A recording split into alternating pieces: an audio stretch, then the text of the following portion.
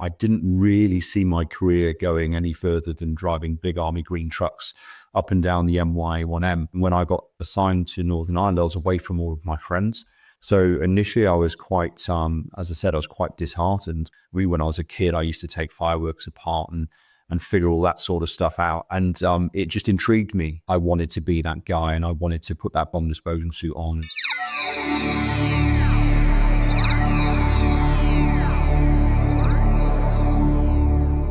I was a private soldier I was 13 Transport Squadron based in Catterick. And I was assigned to the bomb disposal teams as their driver in Northern Ireland. I was in a place called Girdwood in West Belfast. I was just a driver within the Royal Logistical. How long had you been in the army at this point? About 2 years, give or take. Long enough just to kind of find my feet in that role before I was assigned to the team out there. So you're deployed to drive this bomb disposal team in Northern Ireland. This is autumn 1999. So it's a year after the Good Friday Agreement. What was it like? Because it wasn't trouble-free at that point. No, it wasn't. And we were, we were exceptionally busy. Every day we were out on the grounds responding to suspect devices, confirmed improvised explosive devices. And it was 6 months solid of being out and about. And very busy. Yeah, extremely busy that time. That period was, for us, certainly in West Belfast, we were, most days we were out once or twice a day. And how were you feeling about it, both when you were told that you were going to Northern Ireland and in those first few weeks there? To be honest, I was initially disheartened because I was assigned. The way it worked is my squadron were doing the beat up training for Northern Ireland. I happened to be in Canada on an exercise, so I missed the main effort of that training. So when I got back, my troop was already 2/3 of the way through their Northern Ireland training. So I got essentially told I was going to go and learn how to drive this truck called a Tactica, which was the bomb disposal vehicle. And then when I got assigned to Northern Ireland, I was away from all of my friends. So initially I was quite, as I said, I was quite disheartened because I wouldn't be hanging around with the guys, wouldn't be going out on the ground with those, with the teams there and doing what they were doing. So initially, I wasn't over the moon. But then when I interacted with the bomb disposal teams in the early sort of stages of that deployment, I found it was completely the opposite. I was essentially with the cool kids. And the light bulb moment, the moment that made you, what happened? Yeah, so it was again one of my first deployments out onto the ground in West Belfast. It was almost like being thrown in the deep end, out there driving the team, and I was just a driver. I wasn't part of the bomb disposal team in the sense that I was an ammunition technician or I was operating the robots or anything like that. I essentially drove the team from A to B, and it was only really when the operator, the bomb disposal operator, put this big bomb disposal suit on and essentially just walked down the road to an improvised explosive device. I was sort of dumbfounded. I didn't really know what he was doing.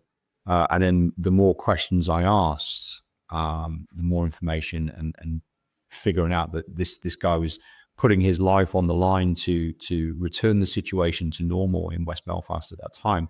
It just absolutely shocked me. And it shocked me into the point where I wanted to be that guy, and I wanted to put that bomb disposal suit on and step away from my career as a driver, and essentially go after the ammunition technician's course, which I subsequently later did. What was it about seeing that made you think that's what I want? It was, I think it was a mixture of everything. I think although I'd only been a driver for a couple of years at that point, I didn't really see my career going any further than driving big army green trucks up and down the MY1M. And I think it was a mixture of understanding what this individual was doing, understanding how improvised explosive devices work. When I was a kid, I used to take fireworks apart and figure all that sort of stuff out. And it just intrigued me. And knowing that there was something else beyond driving big army green trucks, and to learn about the chemistry behind explosives and why terrorist organizations do what they do and all that sort of jazz. It absolutely intrigued me. I mean, it's interesting you say you were fascinated with fireworks as a kid, and I think you wrote in your memoir that you kind of stood there and saw it and thought, I could be a soldier and play around with explosives. Yeah, it was just, it sort of all came together to be able to do that. And there's nothing quite like it, to be honest. It's great work. So at that moment, you knew what you wanted to be, but you still had to get there.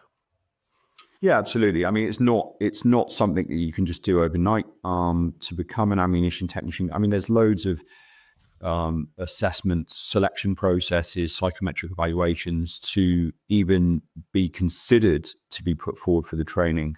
And then once you jump through all those hoops, you're back in the classroom for the better part of 6-7 months, back in school, learning everything there is to know about ammunition. I mean, you do the ammunition part before you get anywhere near any kind of bomb disposal part, because you need to learn the trade.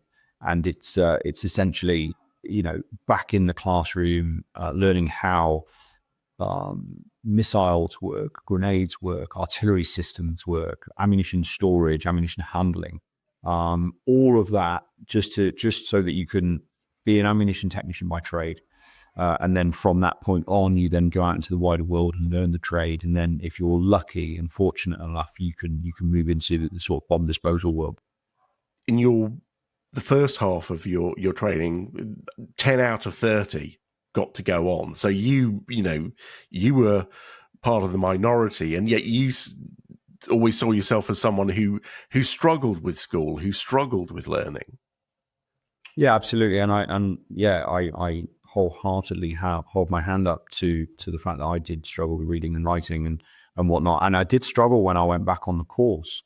I consider myself to be more of a practical individual rather than, sitting in a classroom. And it was difficult. And I was fortunate enough that I had fellow trainees on the course that were quite switched on. I mean, I was again fortunate in the sense that as a retrade from the army, internally, I didn't need the GCSEs or A levels that are required now if you were joining straight from being a civilian. So I was able to sort of bypass that and just, be loaded onto the course after the selection processes as a retrade soldier. So I didn't need the necessary prerequisite qualifications to get on the course, but I did absolutely struggle. And I had to teach myself, maths. I had to teach myself physics and all that sort of jazz, and was helped massively throughout that process. How then did you get through it? Had something in you changed? Yeah, I think it was because I wanted it more than anything I've ever wanted. I wanted to be that guy that put the bomb disposal suit on, the guy that was solving the problems for the police and assisting, whether it be in Northern Ireland or wherever it may be. And I found when I was a driver, I didn't really necessarily have that sort of personal drive to be better. And it's only when I saw that individual in a bomb disposal suit that made me realize there was other stuff out there I could be getting after. Do you think it gave you some kind of determination and actually made you realize something more about your own abilities, seeing that moment? Yeah, absolutely. And it's determination in the sense that, as you've stated there, to drive forward and to be able to achieve personal goals. But also you've got the peer pressure as well there. You don't want to fail that to go back to your previous career as a failed retrade. So there's that pressure there as well from peers. But I think having that drive and having an end goal to change trade, to become an ammunition technician, was something that got me over the line. I mean, even before you got accepted to train for this, you were showing your determination on, I think, your junior NCO course with a lesson you were asked to prepare. I was selected for that course whilst in Northern Ireland, so I kind of stepped away from my deployment for, I think it was 4 weeks, in Northern Ireland, actually, at the logistic unit that was there, to attend the junior NCO CARDA, and it was over the period where I needed to produce a practical lesson. I didn't really know what to do, and luckily enough, where I was based at that time in Lisbon, there was a bomb disposal detachment there, who the guys I had met through my time in West Belfast, and I was umming and ahhing which way to go with my practical lesson, and it was then brought up, maybe do a demolition charge, how to utilize explosives, etc., and the bomb disposal operator at that DET took the time out to teach me how to do it properly.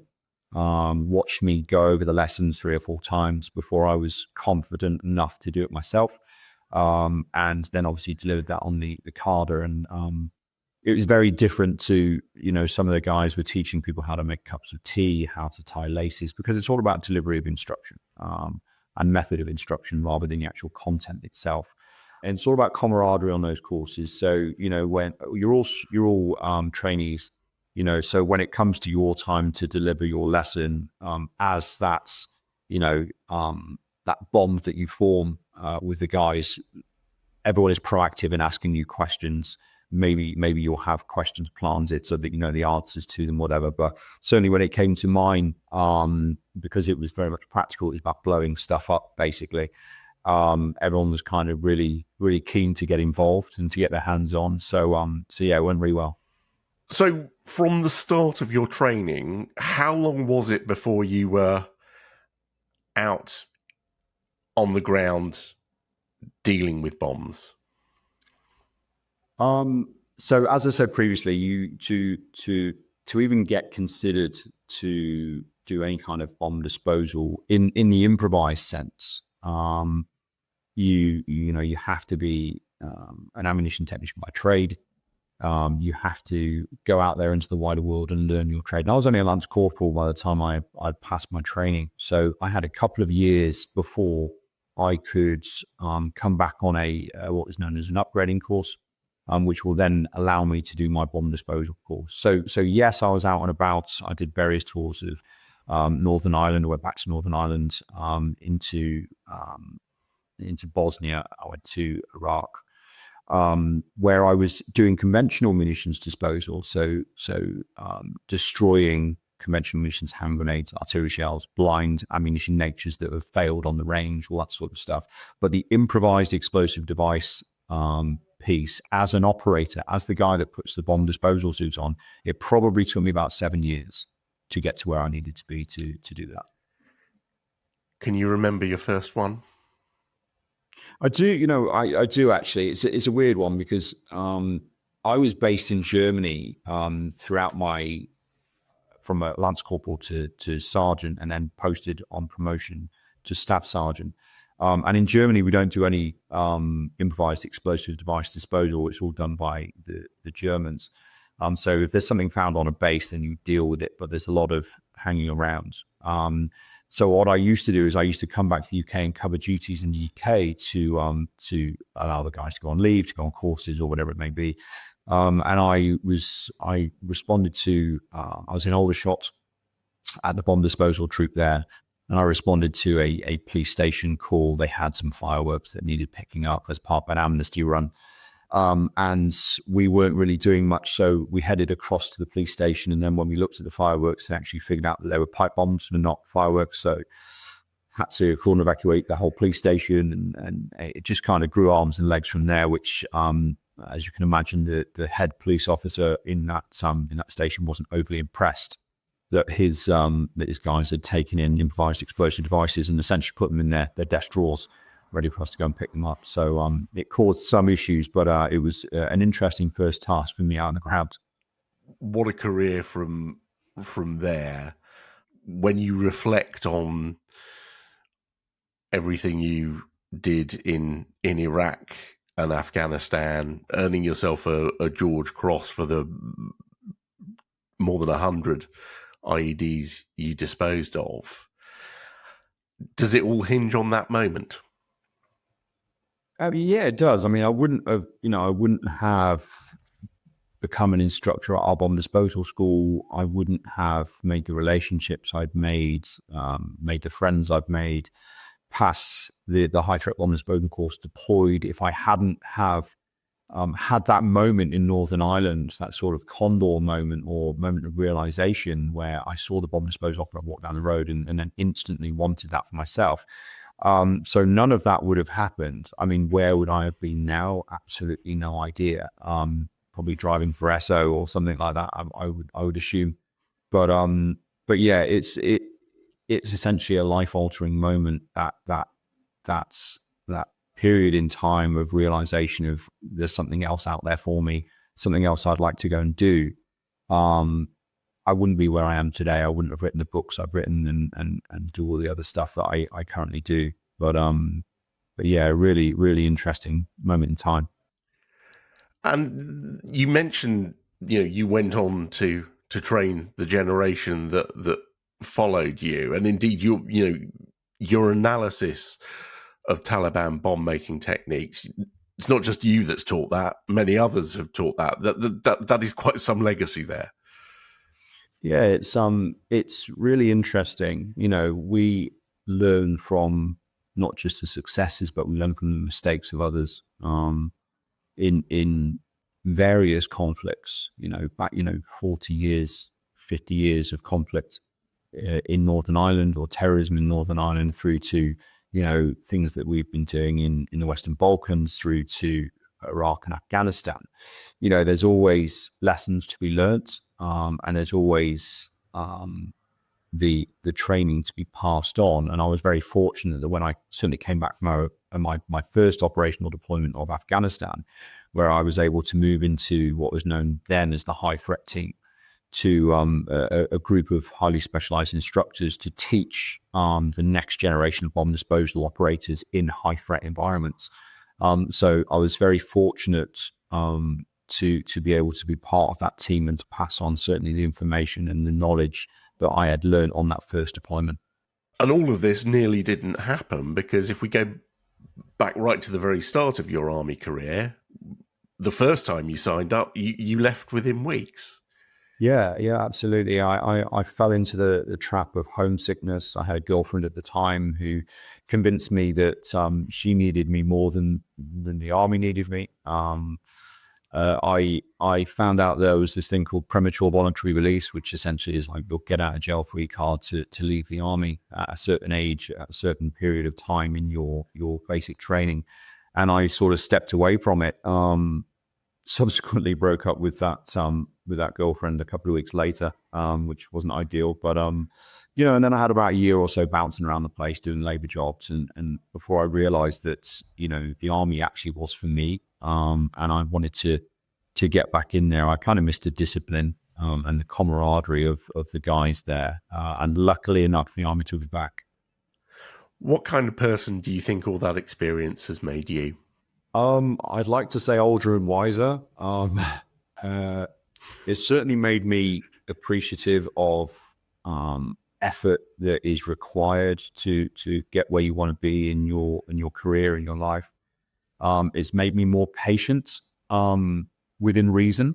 Certainly when recovering from deployments in the likes of Afghanistan. When it's the classic whole army hurry up and wait, get there, and then don't do anything for hours, days, sometimes weeks. So you come back from there with an appreciation for patience. So yeah, it's good, and being a person that's able to pass on that information and pass on that training and that knowledge has certainly pushed the way for me. Kim, it is quite an incredible story. Thank you so much for sharing it with us. No, thank you for having me. Thanks for watching. For more from BFBS Forces News, like and subscribe to our channel.